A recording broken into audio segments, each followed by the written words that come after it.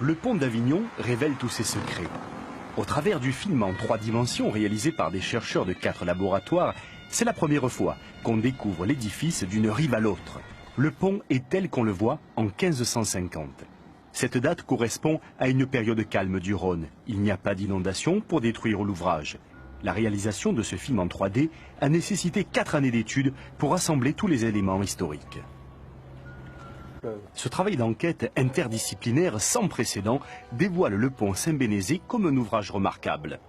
Au Moyen-Âge, le pont Saint-Bénézé s'intègre sur l'un des plus importants itinéraires de pèlerinage entre l'Italie et l'Espagne. Il va devenir indispensable à la cour pontificale qui s'installe en Avignon au XIVe siècle.